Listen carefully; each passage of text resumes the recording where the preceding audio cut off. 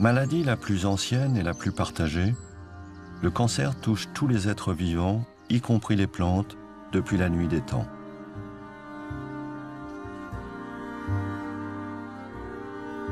On a d'abord cru qu'il était lié aux humeurs, qu'il était contagieux, viral. Aujourd'hui, on lui suppose une origine génétique. Chaque époque l'a combattu avec ses armes, sans jamais en venir à bout. Pourtant, les scientifiques en ont décrypté jusqu'au plus infime mécanisme. Est-il possible que ces immenses progrès aient finalement égaré la communauté scientifique ? Aujourd'hui, il semble très probable qu'on se soit perdu dans le détail, qu'on se soit trompé de focale, qu'on ait regardé les détails du moteur de la voiture, alors que c'était vraiment pas ça le problème. La recherche a tendance à se focaliser sur les détails au lieu de regarder le tableau dans son entier. C'est l'arbre qui cache la forêt. Einstein a dit « Une idée qui ne semble pas folle au départ à la plupart des gens n'a aucun avenir ».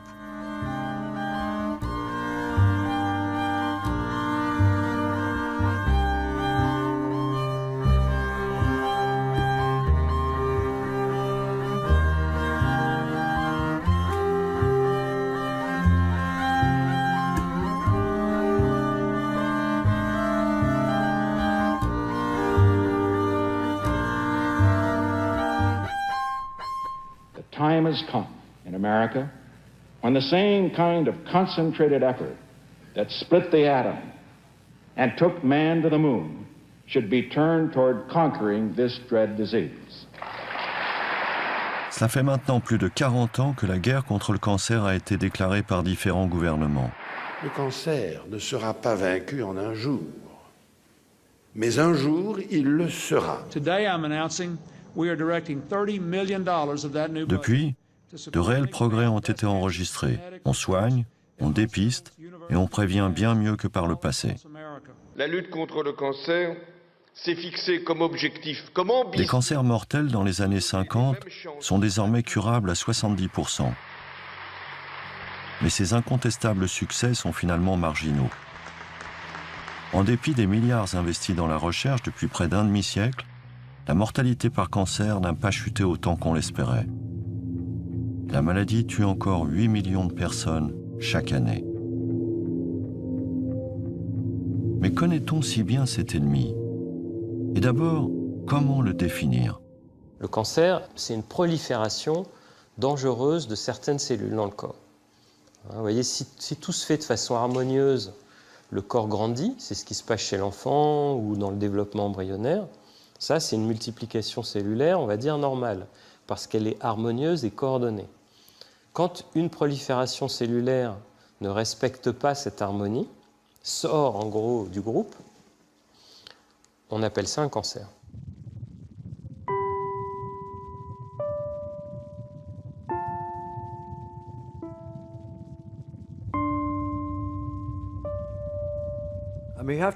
On doit garder à l'esprit ce qu'est le cancer. C'est une sorte de cellule traître à l'intérieur de votre corps, et c'est ce qui la rend si diabolique et si difficile à traiter.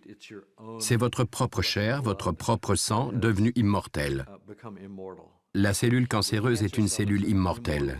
Les gens ne s'en rendent pas compte, mais toutes les cellules de notre corps sont destinées à mourir. En fait, c'est la mort de la cellule qui est saine.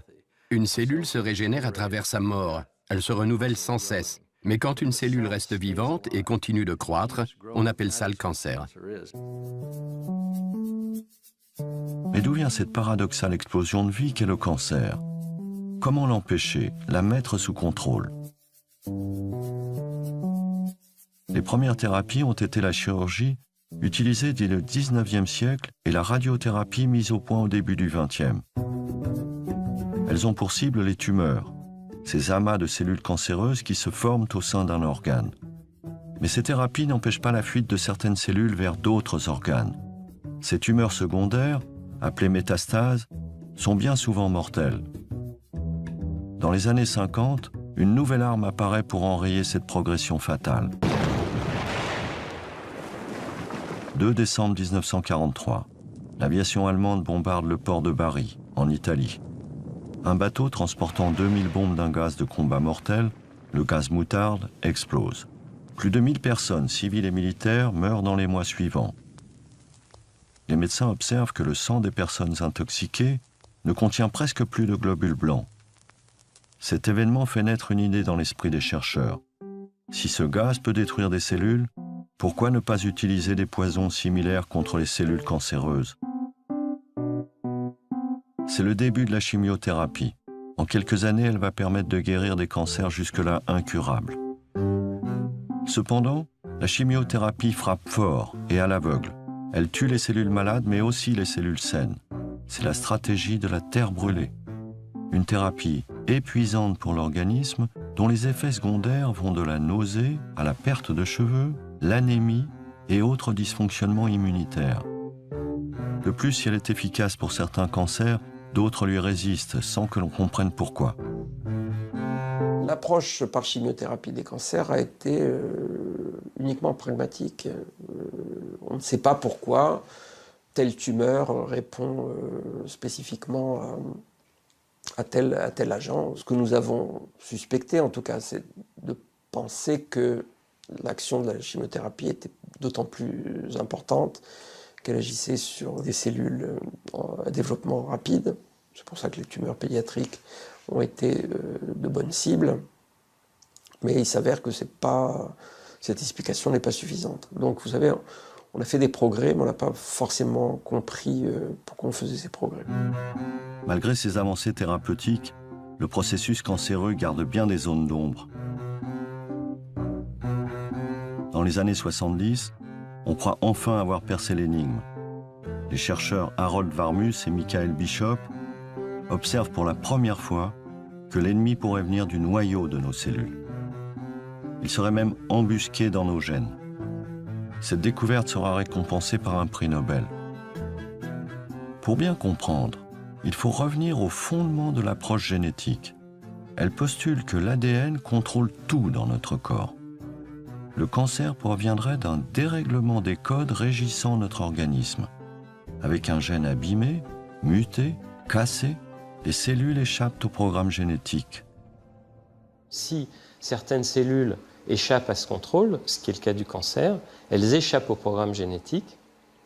Et pour échapper au programme génétique, c'est ce qu'on appelle une mutation.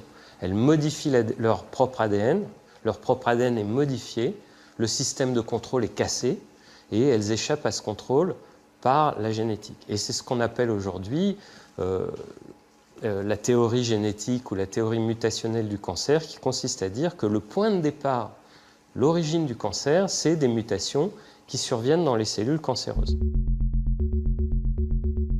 Une nouvelle ère s'ouvre. Avec de nouvelles méthodes, les chercheurs traquent les oncogènes, ces gènes dont la mutation est à l'origine du cancer. Robert Weinberg est l'une des figures emblématiques de cette approche génétique. Dans le sillage des chercheurs Varmus et Bishop, ces travaux ont considérablement éclairé les étapes biologiques de la formation des cancers. En 1978, on a initié une procédure expérimentale qui nous a permis de démontrer, un an plus tard, qu'en observant l'ADN d'une cellule cancéreuse, on voit qu'elle contient de l'information génétique endommagée. Cette information cause une prolifération incontrôlée des cellules cancéreuses humaines. L'ADN observé s'est avéré contenir un gène directement en cause dans le cancer qu'on a appelé un oncogène. Un oncogène est la forme abîmée d'un gène qui se trouve dans l'ADN de tous les humains. Sous l'influence des carcinogènes chimiques, le gène mute, de sorte que son information séquencée altérée crée un oncogène qui pousse la cellule à croître hors proportion, sans que rien ne vienne contrôler cette croissance qui débouchera sur des milliers, des millions, des milliards d'autres cellules cancéreuses. Ces recherches sur l'oncogène concentrent alors de considérables moyens financiers et humains. On investit des milliards dans l'appareillage technologique, on trace la carte du génome humain et on pense bientôt tout savoir de nombreuses maladies et notamment du cancer. L'approche génétique s'impose comme une voie unique et devient le nouveau paradigme en cancérologie. Je pense vraiment qu'il y a un engagement considérable en faveur de la génétique dans nos instituts nationaux de santé. Mais comment pourrait-il en être autrement puisque notre directeur est un généticien? Il y a aujourd'hui une énorme infrastructure de sociétés biotechnologiques. Elles ont été créées dans les 50 dernières années et elles étudient la génétique de ceci ou de cela. Aujourd'hui, des dizaines de pays à travers le monde sont engagés dans la course pour séquencer, découvrir le génome du cancer.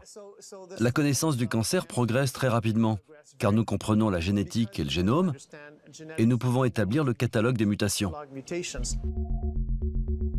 Le scientifique canadien Thomas Hudson dirige un vaste consortium international qui, à l'heure actuelle, achève le séquençage de 25 000 tumeurs.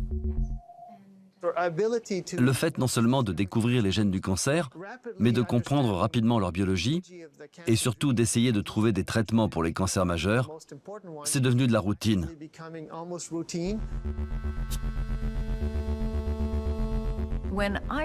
Quand j'étudiais le développement de la recherche sur les oncogènes, celle-ci était comme un phare dans la tempête. C'était un réel espoir. Les gens pensaient qu'on avait touché à la cause, au fondement du cancer, et que cela mènerait finalement à des solutions en termes de traitement. C'est à la fin des années 90 que sont mis au point des médicaments capables de modifier l'action des gènes qui seraient à l'origine de cancers. À côté des chimiothérapies, les thérapies ciblées, aux effets secondaires bien moindres, semblent plus subtiles et beaucoup moins destructrices. Massivement investies par l'industrie pharmaceutique, elles représentent désormais plus de la moitié des anticancéreux en développement. 200 médicaments sont déjà sur le marché, 900 sont en préparation. Grâce aux thérapies ciblées, l'oncologie connaît aujourd'hui bien des avancées. Et on sait que certains médicaments, comme le Glivec, donnent des résultats à long terme. Mais la déception, c'est qu'un grand nombre de ces nouvelles thérapies ciblées n'ont pas une action aussi longue. Il y a des limites en termes d'efficacité sur le patient. Cela peut marcher 3 mois, 1 an. Mais très souvent, la maladie revient et parvient à vaincre cette résistance. On crée des médicaments comme le Glivec ou l'Herceptine qui ont permis d'indéniables progrès dans le traitement de certaines leucémies ou de cancers du sein. Mais pour la majorité des autres cancers, les résultats sont décevants.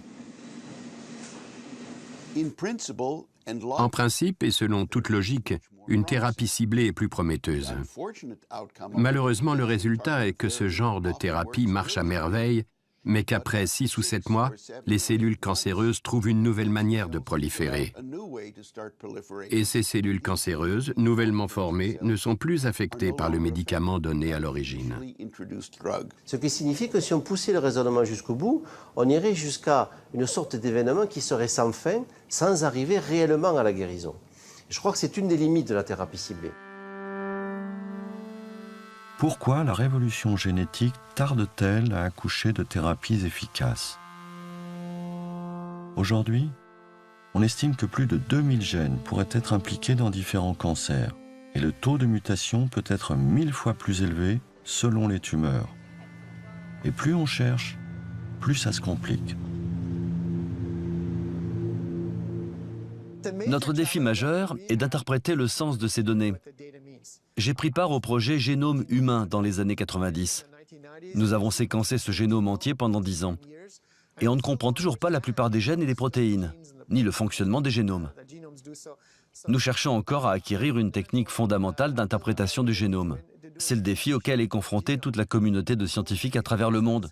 C'est vous dire la difficulté de la chose. En fait, les techniques d'analyse des cellules cancéreuses sont si performantes qu'on est inondé par des quantités astronomiques d'informations qui excèdent largement notre capacité à les digérer et à comprendre leurs implications. À défaut de comprendre ce qui amène une cellule cancéreuse à grandir de façon anormale, il est clair que nous sommes bloqués et que nous ne pouvons créer de nouveaux types de thérapies.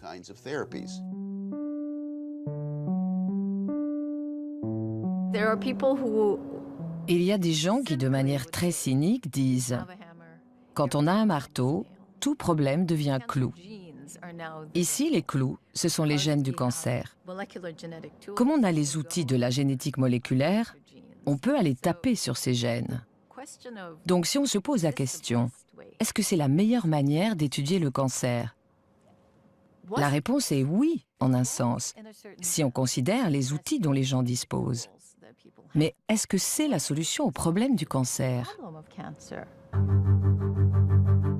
Au début des années 90, des associations de patients se sont créées pour protester contre cet engouement pour la génétique, dénonçant son manque d'application thérapeutique. À San Francisco, des femmes atteintes du cancer du sein ont formé la Breast Cancer Action, une association dont le but est de faire sortir la cancérologie de ses ornières. Elles luttent en particulier contre les dogmes du tout génétique. Certes, les mutations héréditaires de gènes peuvent augmenter le risque de cancer, mais seulement dans 5 à 10% des cas. Quand j'ai été diagnostiquée, j'ai été effarée par la façon dont le médecin considérait ce qu'il avait en face de lui. Une femme de 36 ans, atteinte d'un cancer du sein à tel stade et à qui il fallait donner tel traitement. Je n'étais qu'un numéro. J'avais un médecin très intelligent qui, un jour, m'a dit « Vous n'avez pas d'antécédents de cancer dans votre famille. C'est impossible que vous ayez un cancer du sein. » Et je faisais « Ok, mais j'avais bel et bien un cancer du sein. Et j'avais fait tout ce qu'on est censé faire. » Et j'ai compris que ce que je découvrais était une révolution.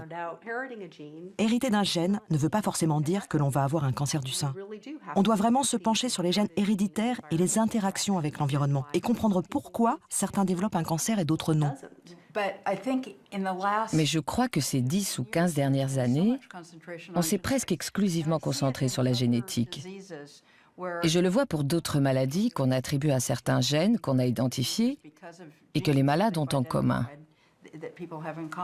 Je ne sais pas dans quelle mesure cela concerne le cancer du sein, mais je sais que de manière générale, cet investissement dans la génétique, qui était censé tout expliquer, nous a un peu égarés.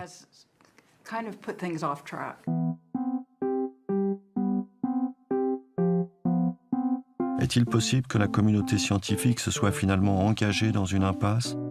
Que nous fassions fausse route depuis 30 ans? Nous sommes restés le nez sur les détails. Et c'est comme si l'arbre nous avait caché la forêt. Peu à peu, la vision d'ensemble est devenue moins importante. Dès les années 70, les travaux de Mina Bissell tentent à prouver que le cancer naît d'une interaction entre les cellules et leur environnement. Cette biologiste américaine est une des premières à avoir remis en cause la théorie génétique du cancer. Quand vous prenez des cellules d'une personne ou d'un animal et que vous les mettez en culture, vous voyez que les gènes ne sont pas fixes. Ils sont régis par le contexte. Ils sont régis par le micro-environnement. Pour moi, il est clair que le contexte, ou le micro-environnement, et l'architecture des tissus sont très, très importants. Une fois que l'architecture est détruite, cela se répercute sur les gènes qui peuvent alors produire une tumeur. Les travaux de Mina Bissell ne rencontrent alors qu'un faible écho. La génétique émergente monopolise toute l'attention. Certains disaient Mina est une pionnière, une visionnaire. D'autres pensaient que j'étais folle. Non, j'ai simplement été curieuse. Il y a eu des articles dans beaucoup de très bonnes revues, mais les réactions étaient soit l'incrédulité, soit un manque total d'intérêt. Les chercheurs ne les citaient pas. C'est seulement depuis une dizaine d'années que beaucoup de personnes très réputées sont au courant de ce travail, le citent et disent que c'est une évidence.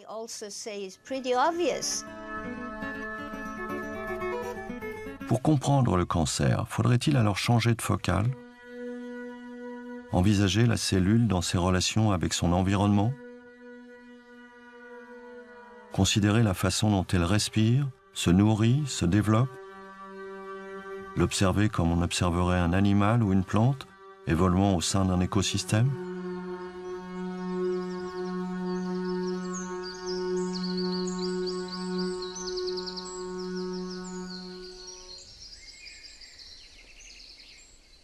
Si dans une forêt, il y a une espèce animale ou végétale qui prolifère jusqu'à détruire l'écosystème, c'est formellement l'équivalent d'un cancer dans notre corps. Si on considère le corps non pas comme quelque chose qui est sous contrôle centralisé de l'ADN, mais quelque chose qui s'équilibre comme s'équilibrerait une forêt ou un océan, on va regarder l'accès de l'élément qui prolifère aux ressources nutritives, on va regarder les prédateurs. Donc vous voyez, si on a d'un seul coup un lapin qui prolifère dans la forêt jusqu'à détruire cette forêt, on ne va pas se dire « Ah, le lapin a muté ». On va se demander si les carottes n'ont pas été plus abondantes cette fois-là, ou si les autres espèces qui pouvaient être en compétition avec lui n'ont pas disparu, ou si les renards qui contrôlaient aussi la prolifération des lapins n'ont pas eu un problème cette année-là. Et du coup, on arrive sur une vision beaucoup plus d'équilibres globaux que d'aller chercher des mutations.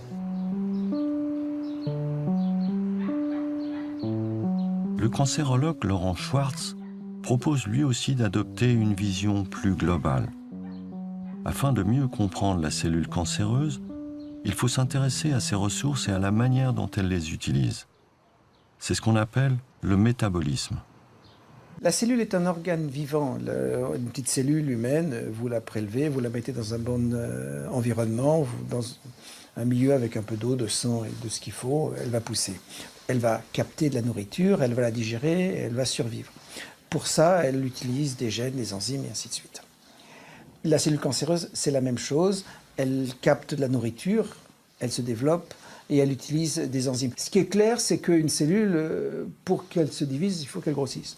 C'est peut-être une apalissade, comme on dirait, mais si vous ne mangez pas, vous ne grossissez pas, et si vous brûlez tout pendant votre jogging du matin, vous n'allez pas grossir. Pour grossir, il ne faut pas brûler, il faut capter de la nourriture et pas brûler. Et ça nous ramène aux hypothèses des années 1920, où simplement, ils montrent que le cancer capte du glucose, c'est-à-dire du sucre en quantité importante, et n'arrive pas à le brûler, donc il grossit. S'il grossit, la cellule se divise. Si elle se divise, elle est dure, et on sait que le cancer, il est dur au doigt. Enfin, je veux dire, c'est un vieux truc de clinicien. Et aussi que si c'est sous pression, les métastases vont partir. Ces hypothèses du cancer fondées sur le métabolisme des cellules étaient dès les années 20 celles du biologiste et prix Nobel allemand Otto Warburg.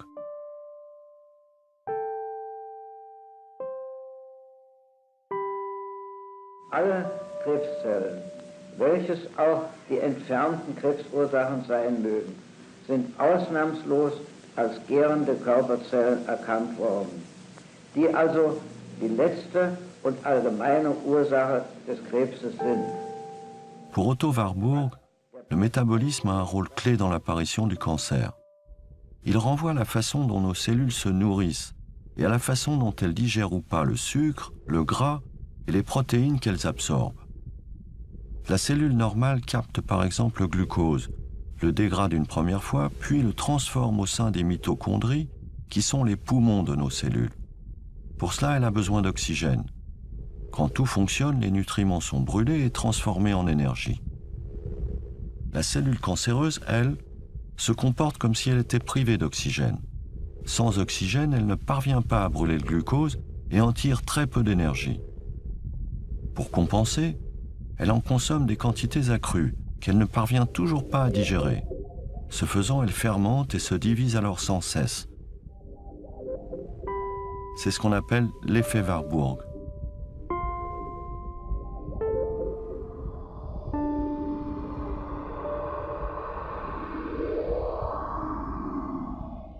Wäre es meines Erachtens an der Zeit, Maßnahmen zur Verhütung einer Krankheit zu ergreifen, an der jährlich viele Millionen Menschen sterben.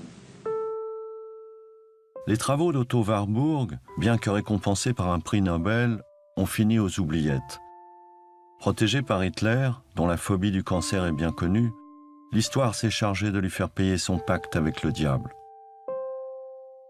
L'avènement de la génétique, en concentrant les regards et les budgets, a fait le reste. Depuis une dizaine d'années, les théories d'Otto Warburg connaissent pourtant un regain d'intérêt. Le métabolisme de la cellule cancéreuse est redevenu l'objet d'études partout dans le monde. Janvier 2014, un congrès sur le métabolisme est organisé au Luxembourg. C'est le premier en Europe. Des chercheurs viennent du monde entier confronter leurs travaux, convaincus que la recherche contre le cancer vient de trouver un nouveau souffle. Pour beaucoup d'entre eux, le métabolisme serait le talon d'Achille de la cellule cancéreuse, quel que soit le type de cancer.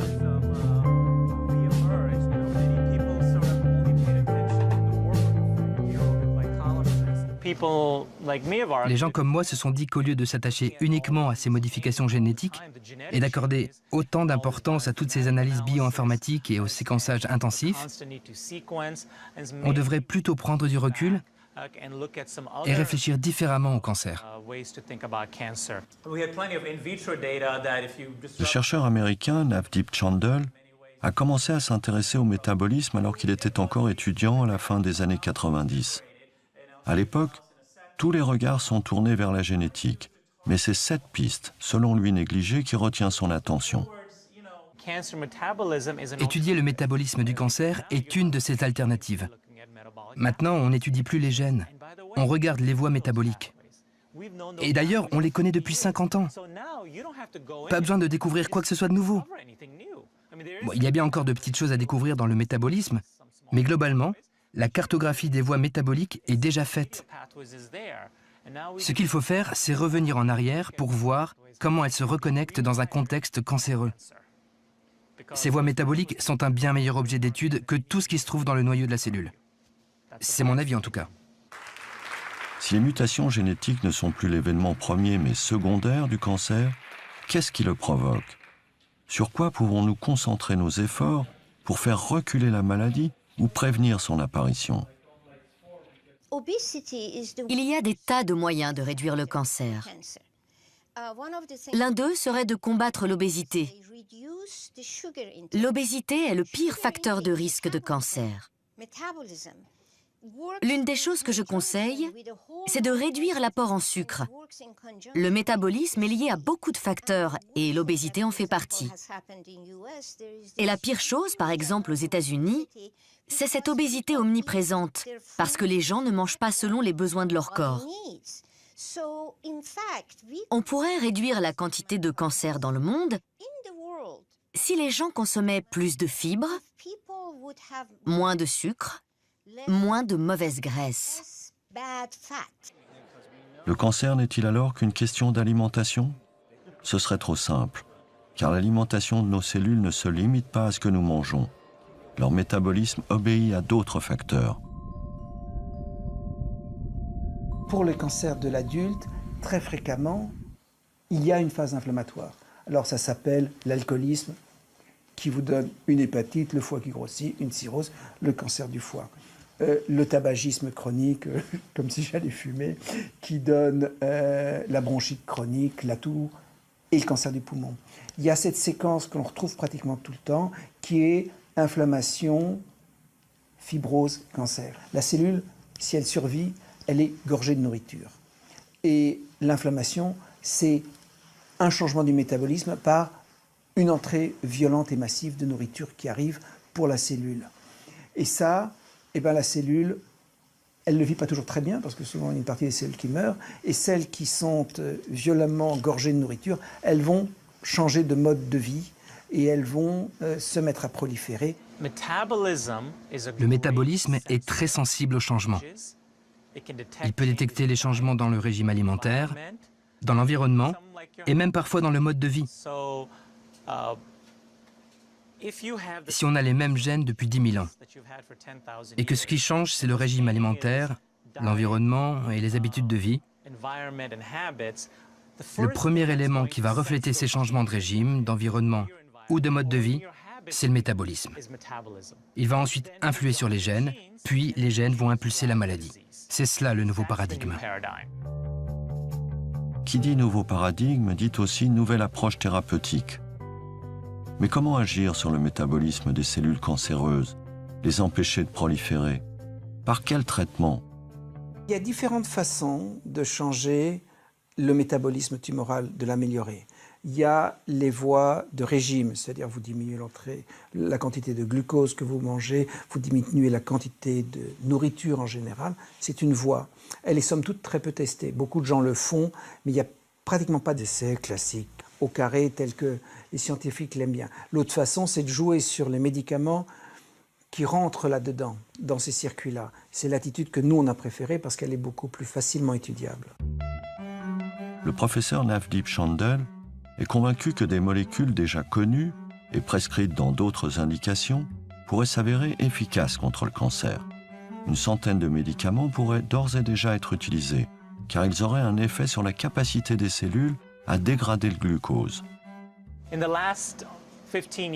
Ces 15 dernières années, les épidémiologistes ont remarqué que les patients sous metformine étaient moins touchés par le cancer. Cela a incité les chercheurs à tester la metformine en tant qu'agent anticancéreux. On l'a donc injecté à des souris qu'on utilise comme cobayes dans la recherche contre le cancer. Et on a découvert que différents cancers, comme le cancer du côlon, le cancer du poumon, le cancer du pancréas, devenaient moins fréquents quand on administrait la metformine aux souris.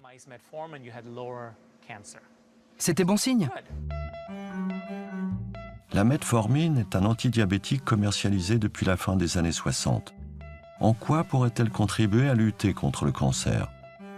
Sa principale action est de faire baisser la production de glucose dans le foie, glucose dont les cellules cancéreuses sont particulièrement friandes.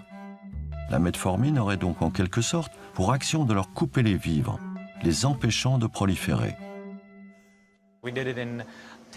Nous avons observé sur 10 souris que la metformine réduisait la tumeur de 75%. Ça n'est pas rien. Cela peut ralentir la progression de la maladie. Peut-être qu'on ne guérit pas, mais on peut rallonger l'espérance de vie.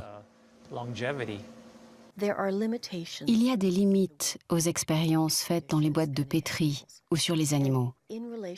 Et l'un des problèmes majeurs rencontrés avec la metformine, c'est qu'elle a été surtout utilisée avec des dosages dangereux pour les humains.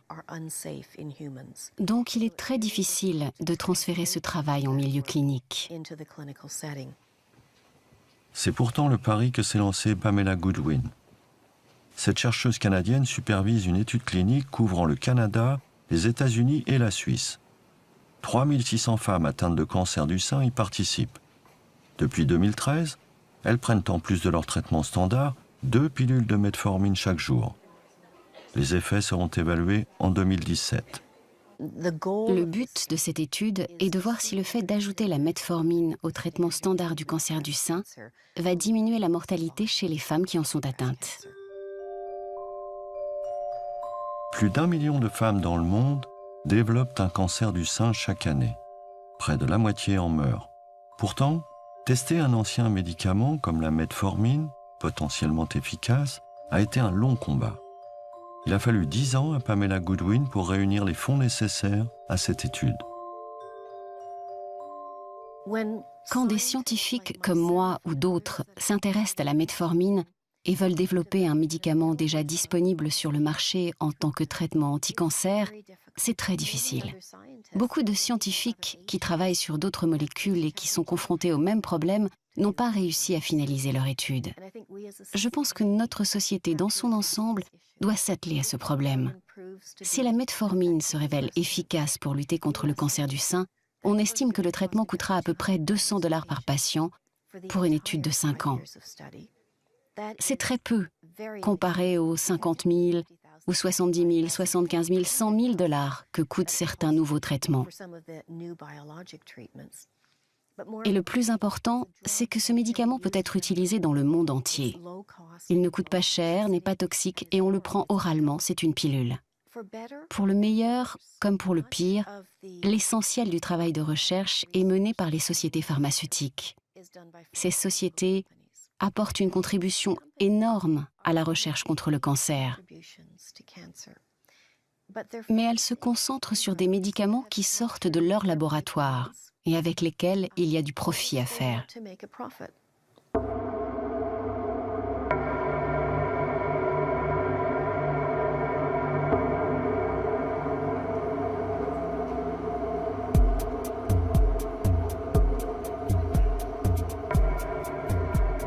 Plusieurs poids lourds de l'industrie pharmaceutique flairant un nouveau marché, travaillent aujourd'hui à développer des traitements métaboliques contre le cancer.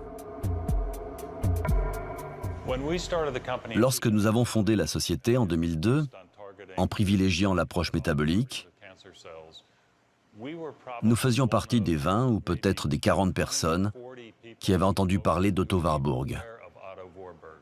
Parfois, nous rencontrions des investisseurs potentiels plus âgés que nous, 60 ou 70 ans, et quand nous leur décrivions ce que nous faisions, ils s'exclamaient « Ah oui, vous travaillez sur l'effet Warburg ». Aux États-Unis, quelques-uns sont déjà entièrement dédiés à cette approche métabolique.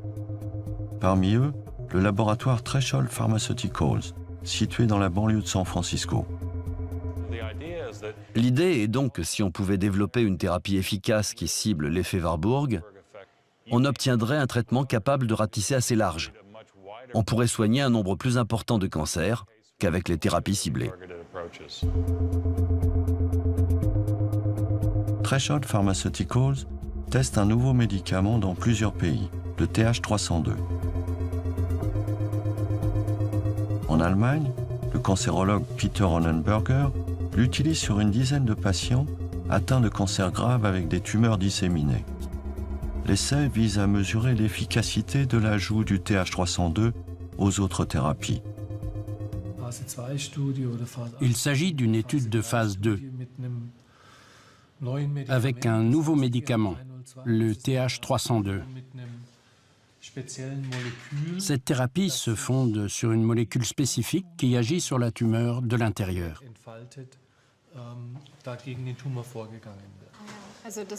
Donc cela veut dire, si je comprends bien, que c'est une action très localisée. Oui, d'après ce que nous savons, il agit surtout de manière très localisée. Il est activé là où le métabolisme de la tumeur présente une anomalie. Dans le cadre des études thérapeutiques, nous essayons d'apporter une preuve d'efficacité. Cela se traduit d'une part par le fait que les tumeurs rétrécissent, ce qui est déjà un signe positif, mais avant tout, il s'agit de prolonger la durée de vie des patients. Combien de temps va durer le traitement? Habituellement, le pré-traitement dure 6 semaines. Il faut un certain temps pour évaluer la modification du métabolisme. C'est la première fois que nous utilisons ce médicament sur un nombre important de patients qui sont en début de traitement. Et à quel effet secondaire dois-je m'attendre? Il peut y avoir des répercussions sur la moelle osseuse. Par exemple, les globules blancs peuvent fonctionner moins bien ou diminuer. Mais en général, au début du traitement, il y a peu d'effets secondaires. Le risque augmente au fil du temps, avec la quantité de médicaments absorbés. Oui, je comprends. Bien sûr, cela prend beaucoup de temps de mettre au point des médicaments qui puissent être utilisés chez des patients. C'est un processus qui dure souvent 4 ou 5 ans. Il faut le temps de faire les différentes études et de prouver que les médicaments apportent quelque chose en plus avant que l'on puisse en disposer. Bien sûr, pour les patients, c'est trop long.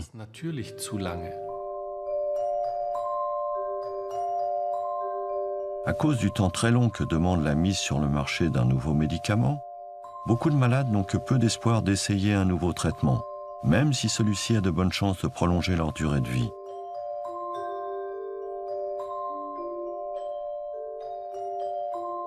Le temps du malade, le temps du cancéreux n'est pas celui de l'essai thérapeutique, normé, académique. Ils sont pressés et ça se comprend. Si je veux m'en sortir, il faut que je casse mon schéma de vie. Mon schéma de vie, c'est mon schéma alimentaire, c'est mon schéma de pensée, mon schéma relationnel. Et il n'y a que comme ça que j'ai une chance de m'en sortir. Qu'est-ce qu'ils vous ont dit sur le pronostic et tout ça? Qu'est-ce que vous cherchez? Moi, ce que je cherche, c'est la guérison. Je sais que c'est la guerre, quoi.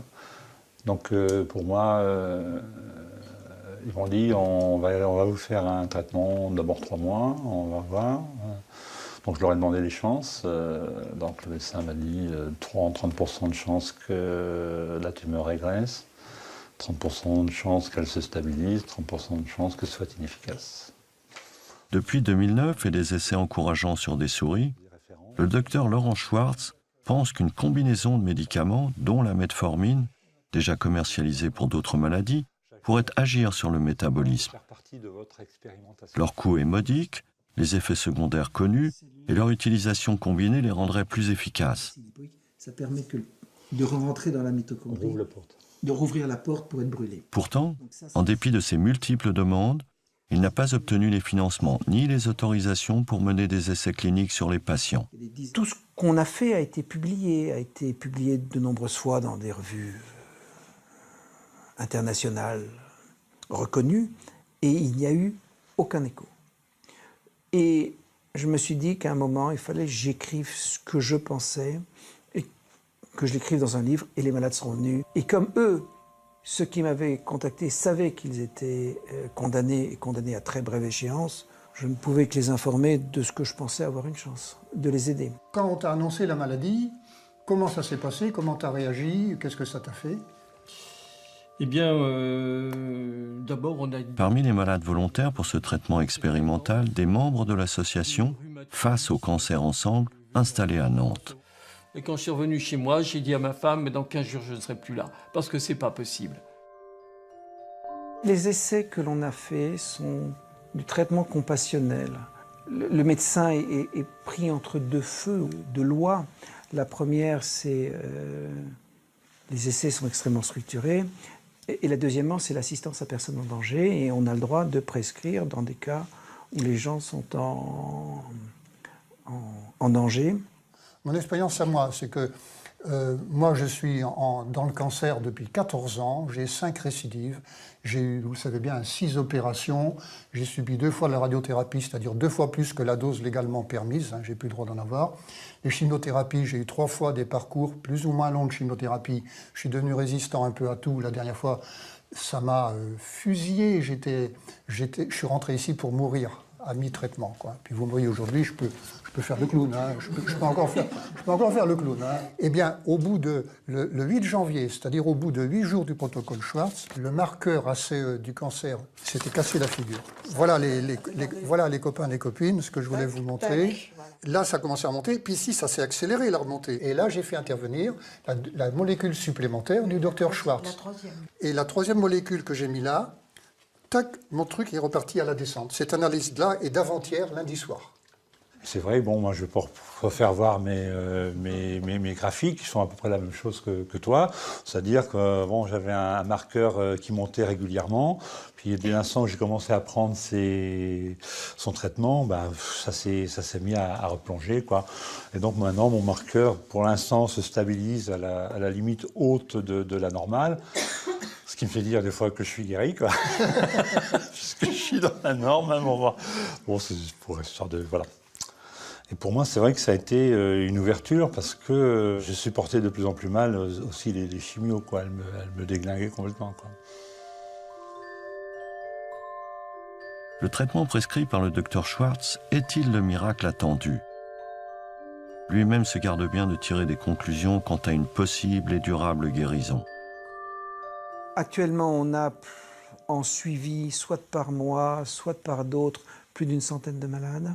Et on a plusieurs publications qui suggèrent, et le terme suggérer, et je pense le terme adéquat, que l'on ralentisse l'évolution de la maladie. On voit les marqueurs tumoraux dans certains cas qui diminuent.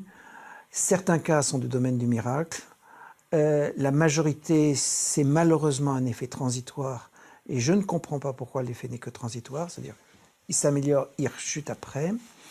Mais si déjà on arrive à ouvrir une porte, c'est probablement insuffisant pour les malades dont j'ai la charge, mais c'est déjà pas mal.